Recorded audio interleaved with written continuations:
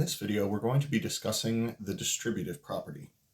Now, the distributive property is what you get when one operation is applied over two other elements performing another operation, and the first operation gets applied to both of them. The most common place that you'll see the distributive property is that multiplication distributes over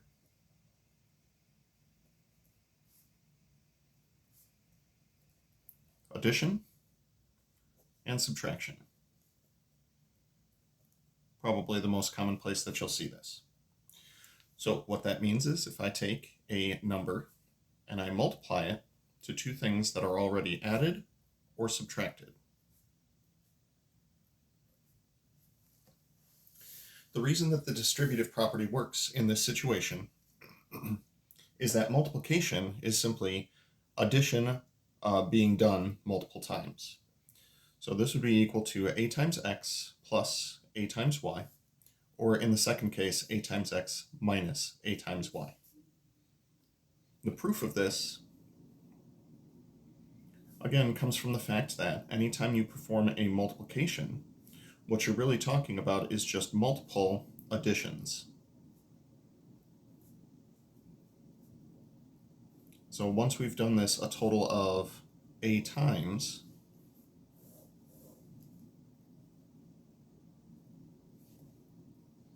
what we can do is reorder this so that we have x being added together, a total of a times,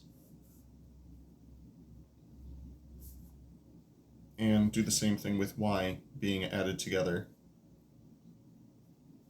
a times. So that would be ax plus ay.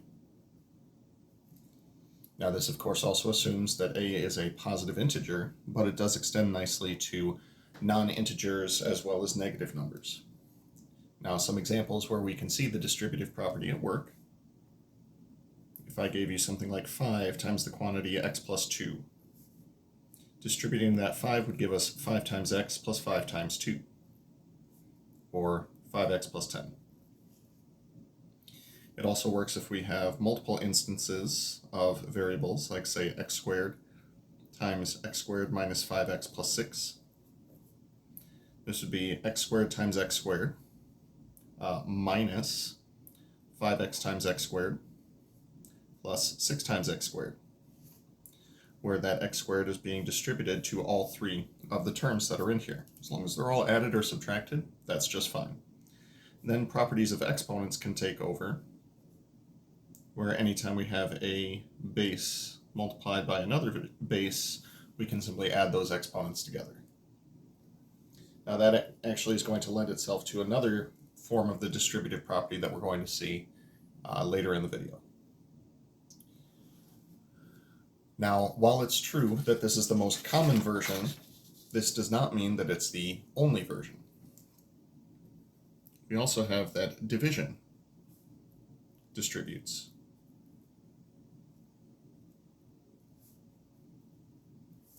Over addition and subtraction.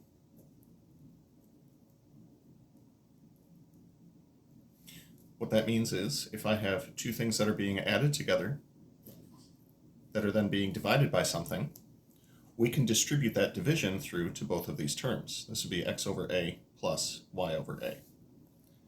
Similarly, if we had x minus y over a, once again we would see the distributive property take place, and this would be x over a minus y over a. So situations where this could be useful.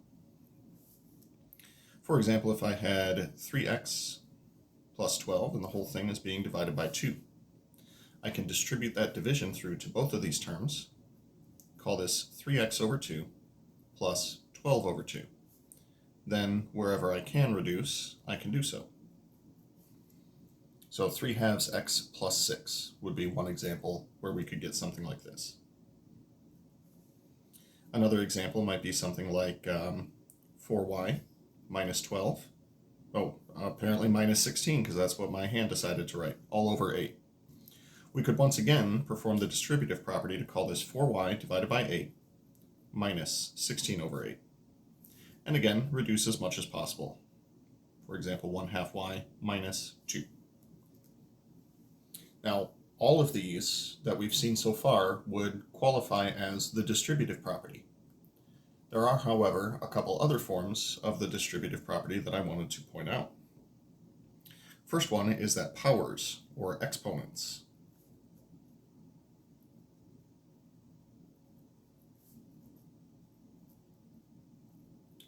distribute over both multiplication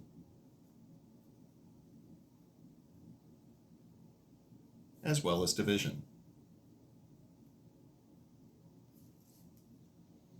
So when I have two things that are multiplied together, a times b raised to a power like p, I can take this power and distribute it to both of the factors that are inside the parentheses.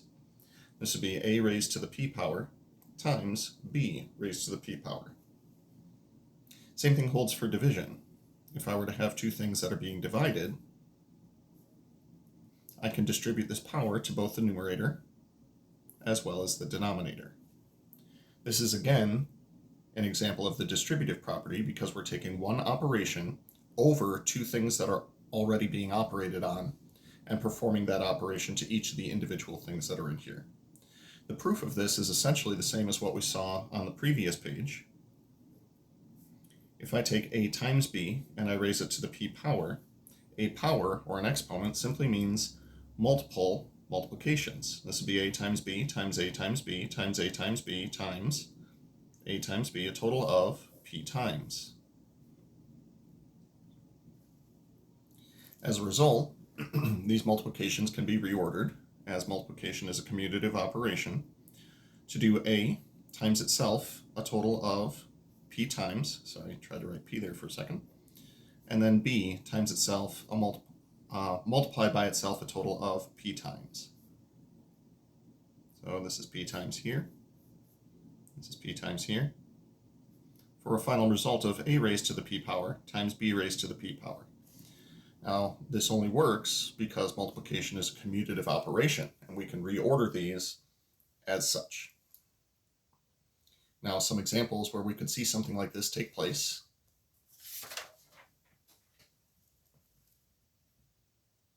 For example, if I take x times y and I raise that to the third power, it is okay to distribute that third power as such. This would be x to the third power times y to the third power. This is because x times y raised to the third power would be x times y times x times y times x times y, and then reorder appropriately. Additionally, I could throw some numbers in here, like say 2x divided by y squared, and raise that to the fourth power. If we use the fact that powers distribute over division, we could start with 2x raised to the fourth power divided by y squared raised to the fourth power. Then, applying the same property with powers distributing over multiplication, we would see 2 to the fourth power times x to the fourth power divided by, in the denominator, this would be y squared raised to the fourth power, or y squared times y squared times y squared times y squared. Those exponents would be multiplied in that case. When all is said and done, this would simplify to be 16x to the fourth divided by y raised to the eighth power. Now, similarly,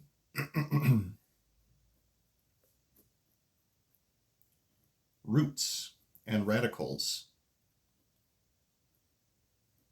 distribute over multiplication and division.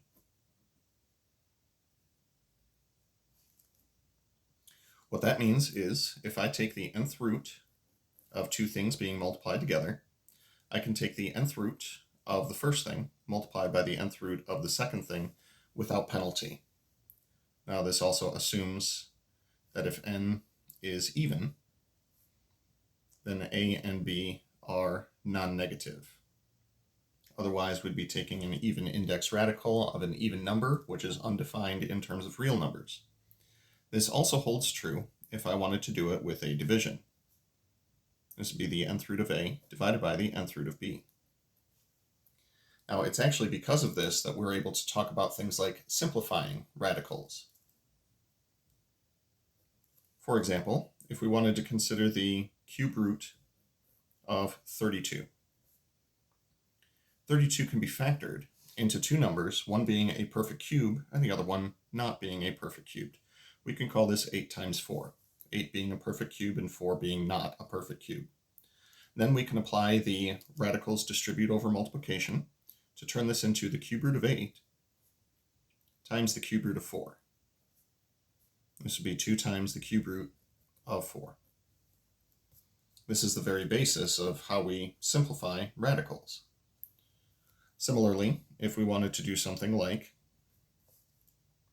the square root of 8/5, well, then what we could do with this would be to factor the numerator into something that is a square times something that is not a square, and then apply that distributive property that we saw just a moment ago. Square root of 4 times the square root of 2/5. Then we could call this 2 times the square root of 2/5. However, if we apply the distributive property for the division that we see here, we could refer to this as 2 square roots of 2 divided by the square root of 5. Most algebra teachers will let you know that having a radical in your denominator is not okay. As such, we would need to rationalize the denominator, which is actually just using the radicals distribute in a backwards sense, where we'd be taking something like this and combining to something like this before we simplify. Your numerator, you can multiply the two radicals together by combining two radicals into one. Your numerator would be 2 square roots of 10. Your denominator would be the square root of 25, which is 5. This would be the simplified version of your radical. Now, with all of that said, let's get to the crux of the matter. Why do those distributive properties work the way that they do? And for that, I'm going to call back to the order of operations. The order of operations says that we do parentheses first,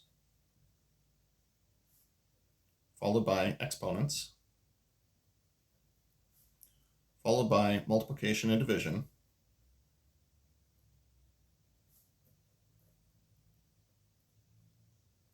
followed by addition and subtraction.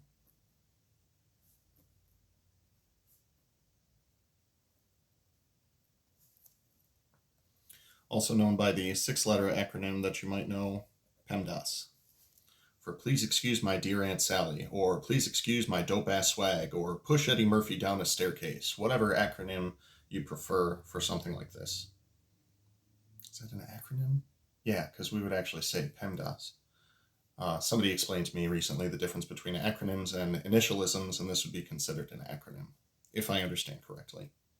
The idea is multiplication and division distribute over addition and subtraction. We'll use capital D for distributive property. Exponents will distribute over multiplication and division. Now, technically, exponents and radicals are on the same sort of level because a radical can be expressed in terms of a fractional exponent. This leads me to the big important conclusion that we need to do today. Exponents and roots do not distribute over addition and subtraction.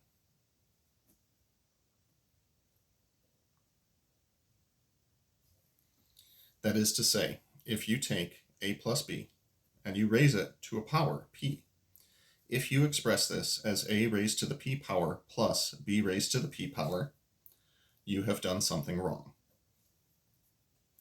If you take the nth root of a plus b and you express it as the nth root of a plus the nth root of b, you have done something wrong.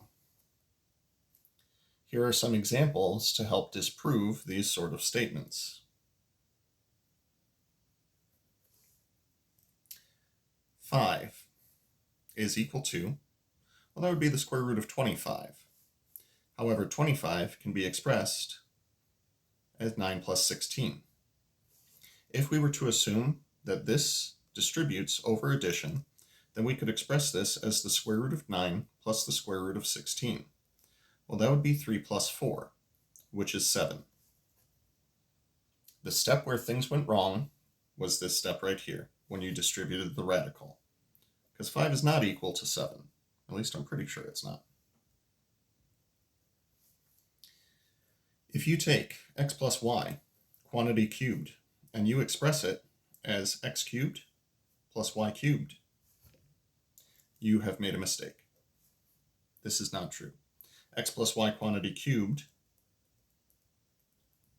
can be expressed as x plus y times x plus y times x plus y. Then multiple applications of the distributive property can take place to leave you with what it's actually equal to, which would be x cubed plus 3x squared y plus 3xy squared plus y cubed. Now, to hopefully try to be clear about something, if you are given the square root of a squared plus b squared, and you simplify this to a plus b, you have made a mistake. That would be applying this version of the distributive property, which is not true. However, if you take the square root of a plus b, quantity squared, and you arrive at a plus b, that's generally okay, as long as a plus b is greater than or equal to 0. So it's the parentheses in here that change everything. So please know the situations where you are and are not allowed to use the distributive property.